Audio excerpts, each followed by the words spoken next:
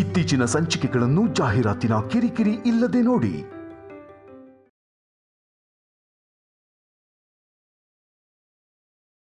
ಕಲ್ಯಾಣಿ ಮೇಲೆ ಕೋಪ ಇದ್ರೆ ಕಲ್ಯಾಣಿ ಮೇಲೆ ತೋರ್ಸು, ಅನ್ನದ ಮೇಲಲ್ಲಪ್ಪ. ಅನ್ನ ಪರಬ್ರಹ್ಮ ಸ್ವರೂಪ, ಬೇಡ ಅಂತ ಹೇಳ್ಬಾರ್ದು. ಬಾ ಬಾ.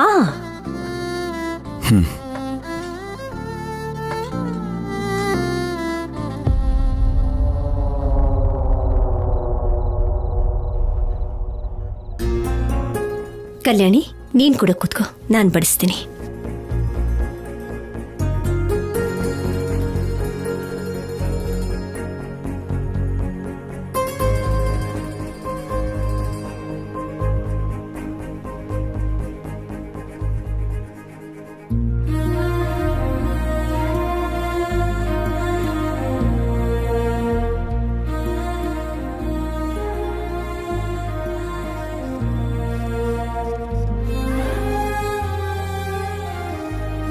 ಶೌರ್ಯ, ನನ್ನ ಕಲ್ಯಾಣಿ ಹೇಗೋ ನೀನು ಕೂಡ ಹಾಗೆ ಕಣೋ. ನಿಮ್ಮಿಬ್ರಲ್ಲಿ ಹರಿತಾ ಇರೋದು ನಮ್ಮ ವಂಶದ ರಕ್ತನೇ.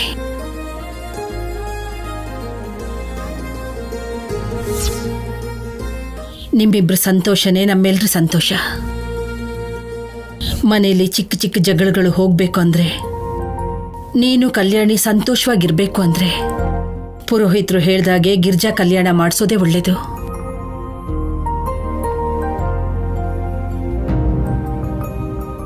ಅಗತ್ಯ ಇಲ್ಲ. ಅವಳ ಜೊತೆ ಸೇರಿ ನನ್ನ ಮಗ ಯಾವ ಪೂಜೆ ಮಾಡೋದಕ್ಕೂ ನಾನು ಬಿಡಲ್ಲ.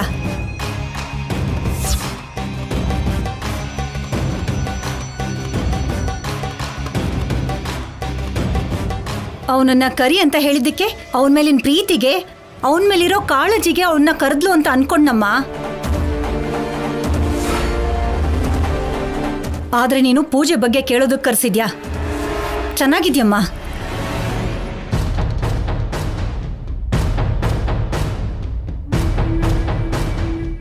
ದಮಯಂತಿ, ನಿಮ್ಮ ಅಮ್ಮಂದು ನಿನ್ನ ಹಾಗೆ ವಕ್ರ ಬುದ್ಧಿ ಅಲ್ಲ, ಒಂದೇ ಕಡೆ ಯೋಚನೆ ಮಾಡೋದಕ್ಕೆ.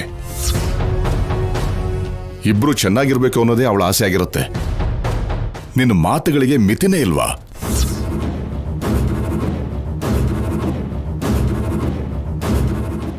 ಸಾರಿ ಅಜ್ಜಿ, ನನಗೀಗ ಯಾವ ಪೂಜೆ ಮಾಡೋದಕ್ಕೂ ಮನಸ್ಸಿಲ್ಲ. ನಮ್ಮಮ್ಮನ ಮನಸ್ಸಿಗೆ ನೋವಾಗಿದೆ, ಅವ್ರ ಕಾಲಿಗೆ ಏಟು ಬಿದ್ದಿದೆ.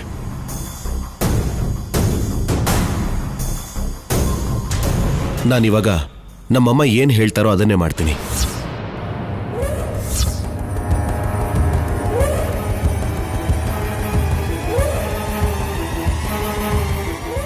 ನಿಮಗೆ ನಮ್ಮೆಲ್ಲರ ಸಂತೋಷ ಎಷ್ಟು ಮುಖ್ಯನೋ,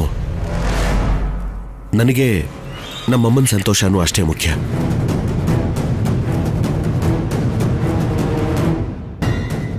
ಆಫೀಸರ್, ಶೌರ್ಯ, ಚಿಚಿ, ನನ್ನ ಮಗನ್ನು ಈ ಮನೆಯಲ್ಲಿ ಪ್ರಶಾಂತವಾಗಿ ಊಟ ಮಾಡೋಕ್ಕೂ ಬಿಡಲ್ಲ. ಅಯ್ಯೋ ಅತ್ತೆ, ಅಯ್ಯೋ ಅದ್ಗೆ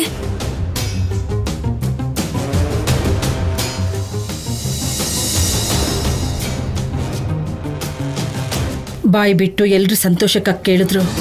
ಶೌರ್ಯನ ಮನಸ್ಸು ಬದಲಾಗ್ಲಿಲ್ಲ ಅನುಪಮ. ಹೇಗೆ ಇವಾಗೇನ್ ಮಾಡೋದು? ಶೌರ್ಯ ದಮಯಂತಿ ಬಗ್ಗೆನೇ ಯೋಚನೆ ಮಾಡ್ತಾ ಈ ಪೂಜೆಗೆ ಒಪ್ಕೊಳ್ತಾ ಇಲ್ಲಮ್ಮ. ದಮಯಂತಿ ಹೇಳೋವರೆಗೂ ಶೌರ್ಯ ಪೂಜೆ ಕೂತ್ಕೊಳ್ಳಲ್ಲ. ಆದ್ರೆ ಆ ರಾಕ್ಷಸಿ ಯಾಕೆ ಹೇಳ್ತಾಳೆ? ನಾವು ಅಂದ್ರೇನೆ ಜಗಳ ಆಡೋದಕ್ಕೆ ಬರ್ತಾಳೆ. ಏನ್ ಮಾಡೋದು ಅಂತ ಅರ್ಥ ಆಗ್ತಿಲ್ಲ. ಅಜ್ಜಿ, ನೀವು ಜಾಸ್ತಿ ಯೋಚನೆ ಮಾಡಿ ನಿಮ್ಮ ಆರೋಗ್ಯನ ಹಾಳು ಮಾಡ್ಕೋಬೇಡಿ. ನನ್ನ ಹಣೆ ಬರದಲ್ಲಿ ಹೇಗೆ ಬರ್ದಿದ್ಯೋ ಹಾಗಾಗತ್ತೆ. ಹಣೆ ಬರನ ನೋಡ್ತಾ ಹೇಗ್ ಬಿಟ್ಬಿಡ್ತೀವಿ? ಖಂಡಿತ ಗಿರ್ಜಾ ಕಲ್ಯಾಣ ನಡೆಯುತ್ತೆ ಅನ್ನೋ ನಂಬಿಕೆ ನನಗಿದೆ.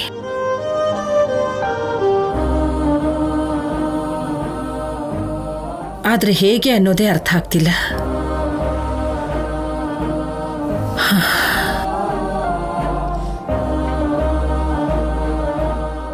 ಆ ಈಶ್ವರ ಯಾವುದೋ ಒಂದು ದಾರಿ ತೋರಿಸ್ತೇ ಇರೋದಿಲ್ಲ.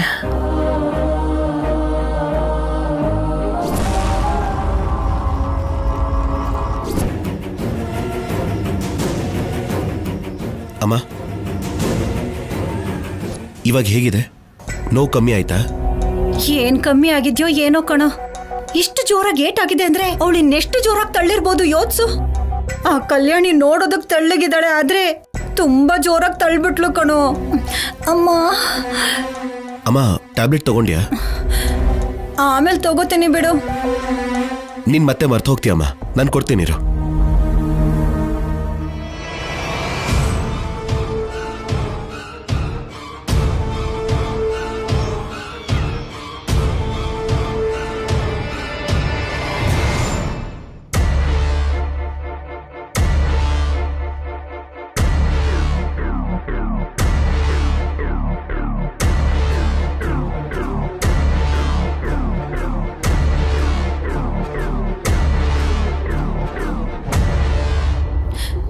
ಶೌರ್ಯ, ಟ್ಯಾಬ್ಲೆಟ್ ತಗೊಂಡ್ರೆ ಈ ನೋವು ಕಮ್ಮಿ ಆಗತ್ತೆ, ಆದ್ರೆ ಮನ್ಸಿಗೆ ಶಾಂತಿನೇ ಇಲ್ದೇ ಇರೋ ಹಾಗಾಗಿದೆ. ಅಮ್ಮ, ನೀನ್ ಅವ್ರ ಮಾತನ್ನ ಮನ್ಸಿಗೆ ಹಾಕೋಬೇಡ.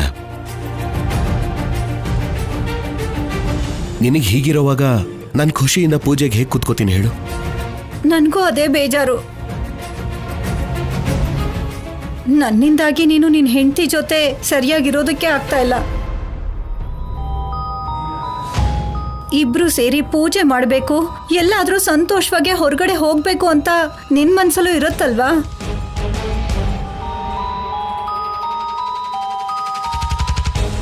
ನನ್ನಿಂದಾಗಿ ನಿಮ್ ಚಿಕ್ಕ ಚಿಕ್ಕ ಆಸೆಗಳೆಲ್ಲ ಹಾಗೆ ಉಳ್ದು ಹೋಗ್ತಾ ಇದೆ ಕಣೋ. ಅದೇ ನನಗ್ ಬೇಜಾರು. ಅಮ್ಮ, ನನಗೆ ಯಾವತ್ತಿದ್ರೂ ನನ್ನ ಖುಷಿಗಿಂತ ನಮ್ಮವರ ಖುಷಿನೇ ತುಂಬಾ ಮುಖ್ಯ. ನೀನು ನಿನ್ನ ಕೈಯಾರೆ ಮಾಡಿಸಿದ್ರೆ ಮಾತ್ರ ಯಾವ ಪೂಜೆಲಾದ್ರೂ ಕೂತ್ಕೋತೀನಿ, ಯಾವ ಹೋಮ ಬೇಕಾದ್ರೂ ಮಾಡ್ತೀನಿ, ಸರಿನಾ? ನಿನ್ ಪ್ರೀತಿ ನನಗ್ ಗೊತ್ತು ಕಂದ. ನೀನ್ ರೆಸ್ಟ್ ತಗೋಮ್ಮ.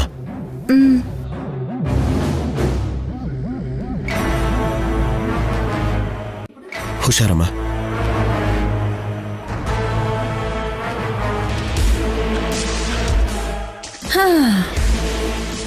ಅಮ್ಮಯ್ಯ, ಇವಾಗ ನನ್ನ ಮನ್ಸಿಗೆ ಸ್ವಲ್ಪ ನೆಮ್ಮದಿ ಸಿಕ್ತು. ಬೆಳಿಗ್ಗೆಯಿಂದ ಕೂತು ಕೂತು ನನ್ನ ಕಾಲ್ ಮರಗೆಟ್ಟು ಹೋಗಿದೆ.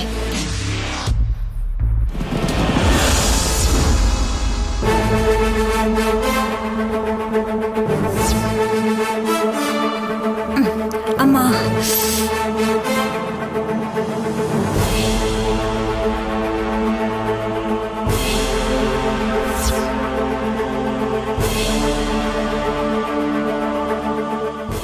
ಸರಿಯಾಗಿ ಸಿಕ್ಕಾಕೊಂಡಿದ್ದೀರಾ.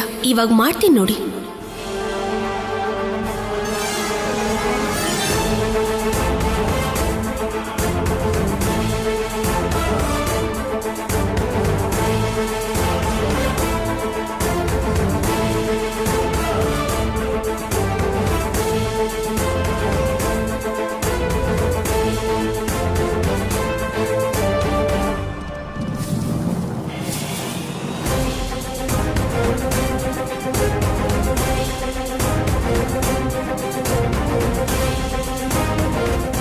ಅತ್ತೆ, ಅಯ್ಯೋ, ಈ ರಾಕ್ಷಸಿ ಬರ್ತಾ ಇದ್ದಾಳೆ. ಅತ್ತೆ, ಅಮ್ಮ, ಇನ್ನೂ ಪೇನ್ ಕಮ್ಮಿ ಆಗಿಲ್ವಾ ಅತ್ತೆ? ನೀನೇನಾದ್ರೂ ನಿಧಾನಕ್ಕೆ ತಳ್ಳಿದ್ಯಾ ಅಷ್ಟು ಬೇಗ ಕಮ್ಮಿ ಆಗಕ್ಕೆ? 2-3 ದಿನದ ಮೇಲಾಗತ್ತೆ ಅಂತ ಡಾಕ್ಟರ್ ಹೇಳೋವಾಗ ನೀನು ಕಿವಿ ಎಲ್ಲಿಟ್ಕೊಂಡಿದ್ದೆ? ಹಾಗಾದ್ರೆ ಅತ್ತೆ, ಅಜ್ಜಿ ಹೇಳಿರೋ ಹಾಗೆ ಗಿರಿಜಾ ಕಲ್ಯಾಣನ ನಡೆಸೋದಕ್ಕೆ ಆಗೋದಿಲ್ವಾ? ಡೌಟಾ? ನಾನು ಸತ್ರು ಒಪ್ಕೊಳ್ಳಲ್ಲ. ಮನ್ಸನ್ನ ಬದಲಾಯಿಸ್ಕೊಳ್ಳಲ್ವಾ? ಈ ದಮಯಂತಿ ಹಠ ಹಿಡಿದು ಪಟ್ಟು ಎರಡೂ ಒಂದೇ. ಒಂದು ಸಲ ತೀರ್ಮಾನ ತಗೊಂಡ್ರೆ ಬದಲಾಯಿಸಲ್ಲ. ಈಗ ನಾನೊಂದು ವಿಡಿಯೋ ತೋರಿಸ್ತೀನಿ, ಅದನ್ನ ನೋಡಿದ ತಕ್ಷಣ ನೀವೇ ಗಿರಿಜಾ ಕಲ್ಯಾಣಕ್ಕೆ ಒಪ್ಕೊಳ್ತೀರಾ. ಅಬ್ಬಾ, ನನ್ ಮನ್ಸು ಬದಲಾಯಿಸೋ ಅಂಥದ್ದು ಏನಿದೆ ಅದರಲ್ಲಿ? ನಾನ್ ಯಾಕೆ ಹೇಳಿ, ನೀವೇ ಅದನ್ನ ನೋಡಿ.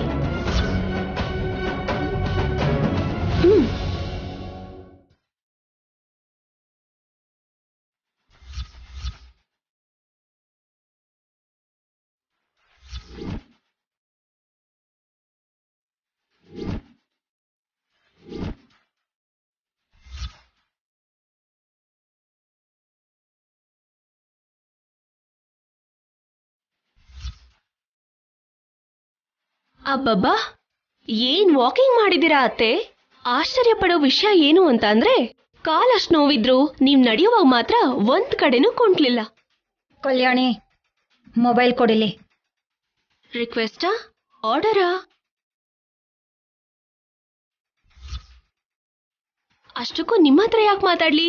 ಈ ವಿಡಿಯೋನ ಆಫೀಸರ್ಗೆ ತೋರಿಸಿದ್ರೆ ಆಫೀಸರೇ ಗಿರ್ಜಾ ಕಲ್ಯಾಣಕ್ಕೆ ಒಪ್ಕೊಳ್ತಾರೆ. ನಿಮ್ ನಿಜವಾದ ಬಣ್ಣ ನಿಮ್ ಮುದ್ದಿನ ಮಗಂಗೆ ಗೊತ್ತಾಗೋಗುತ್ತೆ. ಈಗ ನಿನ್ಗೇನ್ ಬೇಕು? ಗಿರಿಜಾ ಕಲ್ಯಾಣಕ್ಕೆ ಒಪ್ಕೋಬೇಕು ಅಷ್ಟೇ ಅಲ್ವಾ? ಇದಕ್ಕೂ ಮುಂಚೆ ಸತ್ರು ಒಪ್ಕೊಳ್ಳಲ್ಲ ಅಂತಿದ್ರಿ.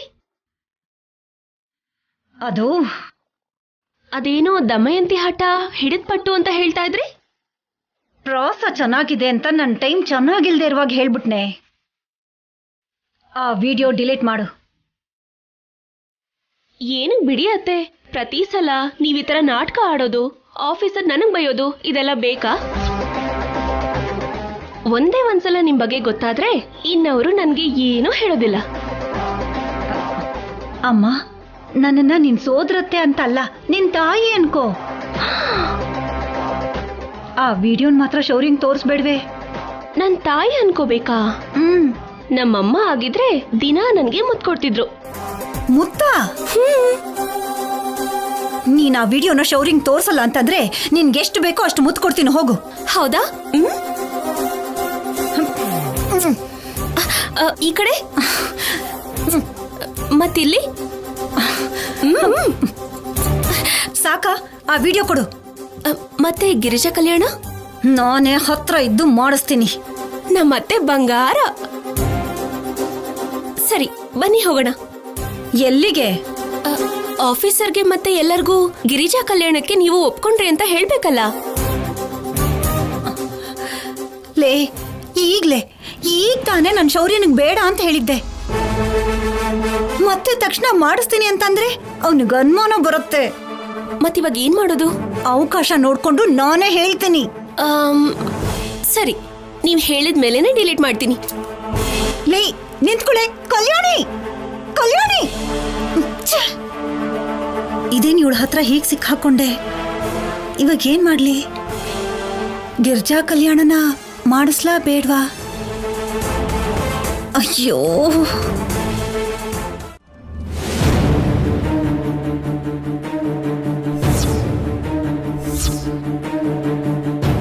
ನಿಮ್ಮ ಅಮ್ಮನ ಮೇಲೆ ಸ್ವಲ್ಪನಾದ್ರೂ ಪ್ರೀತಿ ಇದೆಯೇನೋ? ಅದೇನಮ್ಮ ಹಂಗಂತ್ಯ? ಮತ್ತಿನ್ನೇನ್ ಅನ್ಬೇಕೋ? ಆ ಸಂಪದದಿಂದ ನಮ್ ಜೀವನನೇ ನಾಶ ಆಗೋಗಿದೆ. ಭಯ ಪಟ್ಕೊಂಡು ಸಾಯೋಕ್ಕೂ ಆಗದೆ ಬದುಕ್ತಾ ಇದೀವಿ. ನೀನಿನ್ನು ಆ ಸಂಪದನೆ ಬೇಕು ಅಂತಿದ್ಯಾ? ಅಮ್ಮ, ಏನ್ ನಡೀತೋ ತಿಳ್ಕೊಳ್ದೇನೆ ಮಾತಾಡ್ತಾ ಇದ್ಯಾ? ಏನ್ ತಿಳ್ಕೋಬೇಕು? ಅವಳಿಂದ ಅಲ್ವಾ ನಾವು ಬೀದಿಗೆ ಬಿದ್ದಿದ್ದು? ಅವಳಿಂದ ಅಲ್ವಾ ಶೌರ್ಯ ನಮ್ಮನ್ನ ಹುಡುಕ್ತಾ ಇರೋದು? ಅವಳಿಂದನೇ ಅಲ್ವಾ ನಮ್ಗೆ ಈ ಪರಿಸ್ಥಿತಿ? ಕಾಸ್ ಬಿಟ್ರೆ ಬೇರೆ ಏನು ಕಾಣಿಸ್ದೇ ಇರೋ ನನ್ ಕಣ್ಣಿಂದ ಇವತ್ತು ಕಣ್ಣೀರ್ ಬರ್ತಾ ಇದೆ. ಇದೆಲ್ಲ ಅವಳಿಂದನೇ ಅಲ್ವಾ? ಇಷ್ಟೆಲ್ಲ ಆದ್ರೂನು ನೀವು ಮತ್ತೆ ಅವಳೇ ಬೇಕು ಅಂತ ಹೇಳ್ತಿದ್ರೆ ಏನನ್ಬೇಕು? ಮಹಾಲಕ್ಷ್ಮಿ ಜೊತೆ ನಿನ್ ಮದ್ವೆ ಆದ್ರೆ ನಿನ್ ಜೀವನ ಚೆನ್ನಾಗಿರುತ್ತೆ ಅಂತ ಎಷ್ಟೋ ಪ್ರಯತ್ನ ಪಟ್ಟೆ. ಮದ್ವೆ ದಿನ ನಿನ್ ಪಾಡಿಗೆ ನೀನ್ ಓಡೋಗ್ಬಿಟ್ಟೆ. ಕನಿಷ್ಠ ನನ್ ಬಗ್ಗೆ ಯೋಚನೆ ಮಾಡ್ದ್ಯಾ? ನನ್ ತಮ್ಮ ಗನ್ ತೋರ್ಸಿದ ತಕ್ಷಣ ಏನ್ ಮಾಡ್ಬೇಕು ಅಂತ ಗೊತ್ತಾಗ್ದೆ ಪಾರ್ಶ್ವವಾಯು ಹೊಡೆದಾಗ ಬಿದ್ದೋಗಿ ಪ್ರಾಣ ಕಾಪಾಡ್ಕೊಂಡೆ ಕಣೋ.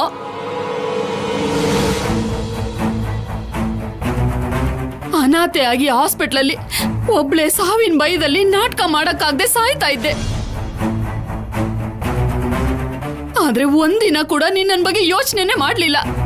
ನಿನಗ್ ಬೇಕಾಗಿದ್ದು ನಿನ್ನ ಬಿಟ್ಟು ಹೋದ್ಲಲ್ಲ ಆ ಸಂಪದ.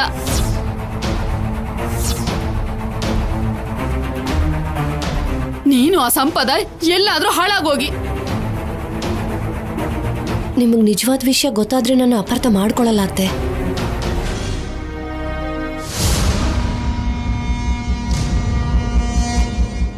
ನಾನು ಆ ಮನೆಗೆ ಹೋಗಿದ್ದು ಸಿದ್ದು ಇಷ್ಟ ಆಗ್ದೇನೋ, ನೀವ್ ಇಷ್ಟ ಆಗ್ದೇನೋ, ಅಥವಾ ಶೌರ್ಯನ್ ಮೇಲಿನ ಪ್ರೀತಿಯಿಂದನೋ ಅಲ್ಲ. ಬರೀ ದುಡ್ಡುಗೋಸ್ಕರ.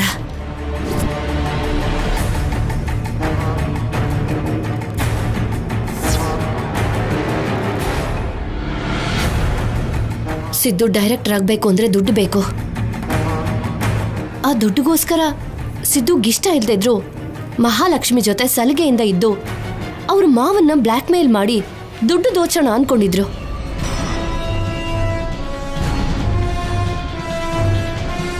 ನೀವದನ್ನ ಮದ್ವೆವರೆಗೂ ತಗೊಂಡು ಹೋದ್ರಿ.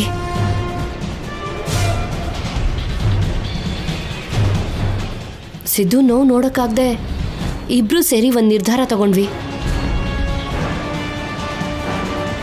ತಾಳಿ ಕಟ್ಟೋ ಟೈಮ್ಗೆ ದುಡ್ಡಿನ ಜೊತೆ ಓಡ್ ಹೋಗೋಣ ಅನ್ಕೊಂಡ್ವಿ. ಆದ್ರೆ ಆ ಕಲ್ಯಾಣಿಯಿಂದ ನಮ್ ಪ್ಲಾನ್ ಪೂರ್ತಿ ಹಾಳಾಯ್ತು. ಇಲ್ಲಿ ಸಿದ್ದು, ಅಲ್ಲಿ ನಾನು ಎಷ್ಟು ನೋವು ಪಟ್ಟಿದೀವಿ. ಇದಕ್ಕೆಲ್ಲ ಕಾರಣ ಆ ಕಲ್ಯಾಣಿ.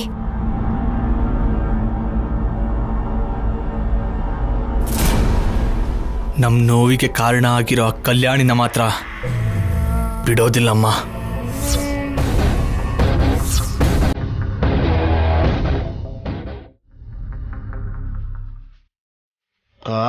ತಲೆ ಸಿಡಿದು ಹೋಗ್ತಾ ಇದೆ. ಟ್ಯಾಬ್ಲೆಟ್ಸ್ ಎಲ್ಲಿದೆ?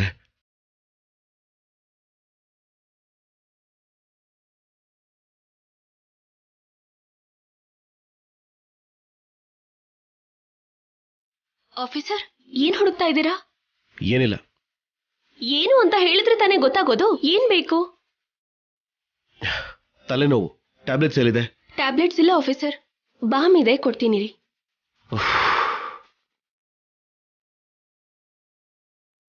ಕೂತ್ಕೊಳ್ಳಿ, ನಾನು ಹಚ್ತೀನಿ. ಏನ್ ಬೇಕಾಗಿಲ್ಲ, ಕೊಡಿಲಿ. ಹಾಗೆ ಹೇಗಾಗತ್ತೆ? ಅವ್ರಿಗವ್ರೆ ಹಚ್ಕೊಂಡ್ರೆ ನೋವು ಕಮ್ಮಿ ಆಗಲ್ಲ.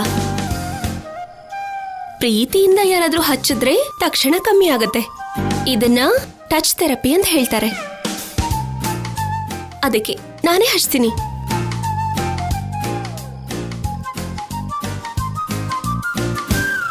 ಹಲೋ ಆಫೀಸರ್, ಏನು ಓವರ್ ಆಕ್ಟಿಂಗ್ ಮಾಡ್ತಿದ್ದೀರಾ? ಇದು ನಿಮ್ ಸ್ಟೇಷನ್ ಅಲ್ಲ, ಮನೆ. ಇಲ್ಲಿ ನೀವಲ್ಲ ಹೆಡ್ ಆಫೀಸರ್, ನಾನು. ಸೈಲೆಂಟಾಗಿ ಕೂತ್ಕೊಳ್ಳಿ. ನನ್ ಬಗ್ಗೆ ಇನ್ನೂ ನಿಮಗ್ ಸರಿಯಾಗಿ ಗೊತ್ತಿಲ್ಲ. ಹೋಗ್ಲಿ ಪಾಪ, ತಾಳಿ ಕಟ್ಟಿರೋ ಗಂಡ ಅಂತ ಗೌರವ ಕೊಟ್ಟು ಸುಮ್ನೆ ಸೈಲೆಂಟ್ ಆಗಿದ್ದೀನಿ. ನನ್ನ ಒರಿಜಿನಲ್ ಕ್ಯಾರೆಕ್ಟರ್ ತೋರಿಸ್ತೆ ಅಂದ್ರೆ ತಡ್ಕೊಳ್ಳೋದಿಲ್ಲ. ಬನ್ನಿ ಕೂತ್ಕೊಳ್ಳಿ. ಕಲ್ಯಾಣಿ, ಬೇಡ ಅಂತ ಹೇಳಿದ್ರೆ ಅರ್ಥ ಆಗಲ್ವಾ? ಪರ್ಮಿಷನ್ ಕೇಳಬೇಕು ಅಂತ ಗೊತ್ತಾಗಲ್ವಾ? ಹೌದಾ, ಪರ್ಮಿಷನ್ ಕೇಳ್ಬೇಕಿತ್ತಾ? ಸರಿ, ತಗೊಳ್ತೀನಿ ಬಿಡಿ. ಆದ್ರೆ ನನ್ ಕುತ್ತಿಗೆಗೆ ತಾಳಿ ಕಟ್ಟೋಕ್ಕೂ ಮುಂಚೆ ನೀನ್ ನನ್ ಪರ್ಮಿಷನ್ ಕೇಳಿದ್ರಾ? ಅಟ್ಲೀಸ್ಟ್ ಒಂದ್ ಮಾತು ಹೇಳಿದ್ರಾ? ಇಲ್ವಲ್ಲ. ಆಗ ನೆನ್ಪಾಗದೆ ಇರೋ ಪರ್ಮಿಷನ್ ಇವಾಗ ನೆನ್ಪಾಗೋಯ್ತಾ? ಚೆನ್ನಾಗಿದೆ.